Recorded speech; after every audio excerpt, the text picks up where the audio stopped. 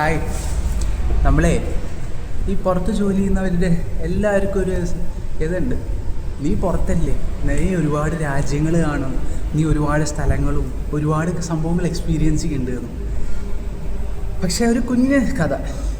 ഇപ്രാവശ്യം ഞാൻ ഓണത്തിന് വീട്ടിലെന്തായാലും പോകുമെന്ന് പറഞ്ഞിട്ട് പ്രതീക്ഷിച്ചോടുകൂടി ഇരിക്കുകയായിരുന്നു. ഭയങ്കര എക്സ്പെക്റ്റേഷൻ ആയിരുന്നു. പക്ഷെ ഇതാ ഓണം വന്നു കഴിഞ്ഞു, വരാറായി. ലാസ്റ്റ് മൊമെൻറ്റിൽ നിനക്ക് ലീവ് പോകാൻ പറ്റില്ല എന്ന് പറഞ്ഞു.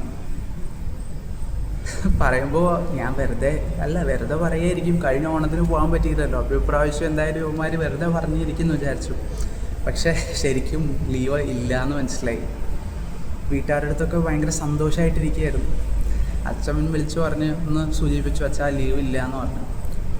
അപ്പോൾ അച്ഛൻ എൻ്റെ അടുത്ത് പറഞ്ഞത്, മോനെ നീ എന്തിനാ ടെൻഷൻ അടിക്കുന്നത്, നീ വരുമ്പോഴാണ് നമുക്കിവിടെ ഓണമൊക്കെ സെലിബ്രേറ്റ് ചെയ്യുക, അല്ലെങ്കിൽ വിഷുവും എല്ലാം നീ വരുമ്പോഴല്ലേ നമുക്ക് സന്തോഷം, ഈ ആഘോഷത്തിലൊന്നും കാര്യമില്ല എന്ന് മനസ്സിൽ തൊട്ട് സംസാരിക്കുന്ന എന്നെ ആശ്വസിപ്പിച്ചായിരിക്കാം ചിലപ്പോൾ.